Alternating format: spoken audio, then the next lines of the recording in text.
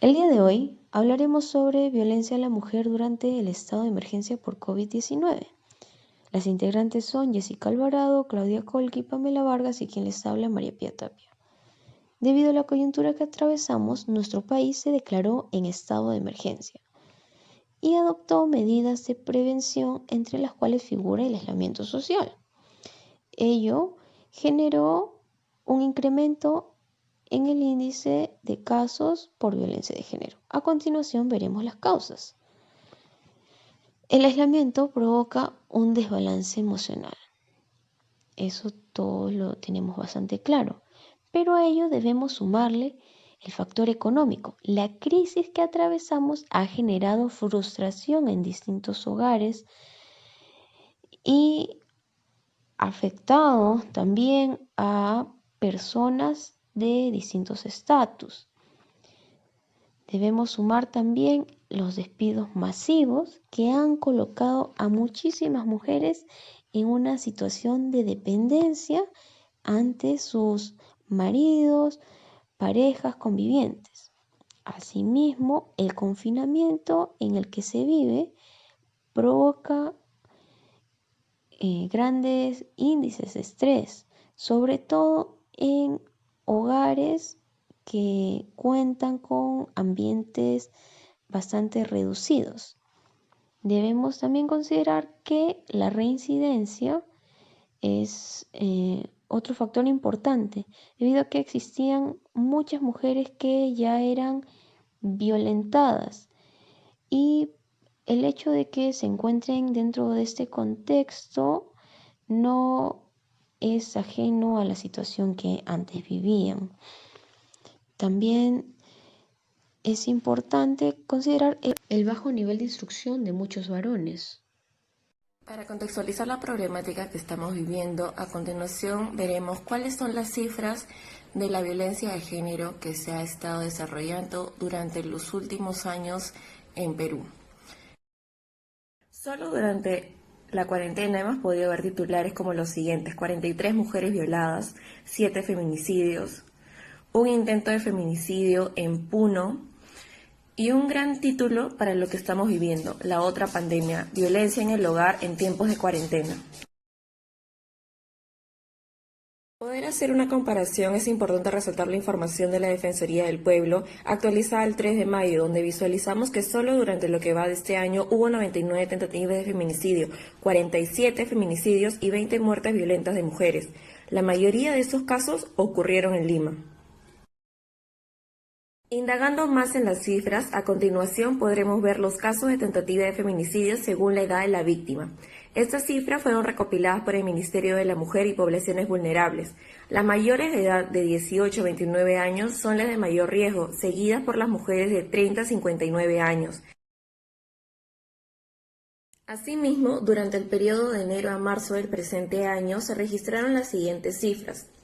Podremos ver que las mujeres son el género más afectado por la violencia y que la mayoría de denuncias se hacen en comisarías. El Centro de Emergencia de la Mujer también reporta casos, de sus casos atendidos. La comparación entre los años 2019 y 2020 nos muestra el incremento exponencial de las tentativas de feminicidio que fueron atendidas. Lima y Lambayeque encabezan la lista. Ahora enfocándonos en la emergencia sanitaria, podemos ver que la Defensoría del Pueblo ha registrado las siguientes denuncias: 9 tentativas de feminicidio y 10 feminicidios, además de 4 muertes violentas. Otras cifras alarmantes son las siguientes: 3.763 detenidos por delitos sexuales solo al 6 de mayo durante la emergencia sanitaria. De estos, 62 fueron por violar a menores de edad y 122 por tocamientos indebidos. Recordemos que estas cifras son las denunciadas, aquellas que no son la violencia invisible que vivimos todos los días, más en la cuarentena. A continuación mencionaremos la totalidad de casos registrados y algunos casos en específico. En el Perú, desde el inicio de la cuarentena hasta abril de 2020, se ha registrado 538 casos de agresión física y psicológica a la mujer. En Arequipa, un joven mecánico golpeó y estranguló a su pareja solo porque no llegó a dormir a la casa. En Puno capturan a sujeto que golpeaba a su pareja en frente de su hijo que gritaba pidiendo ayuda a los vecinos. El tercer caso es de una joven mujer de 22 años que su pareja le cortó el cuello, pero ella no quiso denunciarlo ante las autoridades. Al observar estos casos podríamos decir cuáles serían las proyecciones futuras si no llegamos a controlar esa problemática. Porque la violencia familiar es simplemente un paso para llegar a un homicidio o feminicidio. Entonces, ante todo esto, nunca va a encontrarse un lugar seguro donde alguien pueda estar. Porque va a haber miedo a estar en las calles, pero hay mucho más miedo a estar dentro de la casa. Para poder erradicar esta problemática, el Ministerio de la Mujer ha dado unos cuantos pasos. En primer lugar, es que nadie está solo. Los vecinos y familiares deben estar prestando la ayuda entre estos problemas. También se habilitó la línea 100, donde pueden llamar las personas que están sufriendo el abuso, los familiares o los vecinos que están presenciándolo. A ello se le agrega la idea de hogares de refugio temporal para las personas que han sufrido violencia en la familia. Las personas que actúan contra la violencia de género son los policías y militares, ya que ellos los llevan para que sean procesados. Por lo cual el Ministerio del Interior y de Defensa tienen que buscar su protección para que puedan seguir cumpliendo con sus respectivas labores. Línea 100. ¿Cómo funciona? La Línea 100 es un servicio gratuito de cobertura nacional a cargo de personas profesionales especializadas en brindar contención emocional, orientación e información en temas de violencia familiar y abuso sexual, con acceso desde cualquier teléfono fijo, público o celular durante las 24 horas del día. Al momento que las víctimas llamen a la Línea 100, sus casos serán derivados en el Centro de Emergencia Mujer u otras instituciones que atienden la problemática. ¿Qué es lo que ha estado haciendo durante la cuarentena en la Línea 100? Durante la cuarentena, la línea ha recibido más de 3.400 llamadas sobre violencia familiar y contra la mujer. Según un reporte oficial del Ministerio de la Mujer y Poblaciones Vulnerables, las llamadas se hicieron entre el 16 al 24 de marzo. De ese total de llamadas, 831 están relacionadas contra menores de edad. Esta cifra representa el 24% de las denuncias registradas en ese periodo. Además, el reporte señala que en 38 casos fue necesaria la intervención de atención urgente, de siglas SAU, que tiene como finalidad brindar de manera inmediata y eficaz ayuda a las víctimas de violencia de género en casos graves. Plan Aurora. Aurora, cuyo significado es el comienzo de un nuevo día. Es la nueva denominación corta del Programa Nacional para la Prevención y Erradicación de la Violencia contra las Mujeres e integrantes del Grupo Familiar del Ministerio de la Mujer y Poblaciones Vulnerables.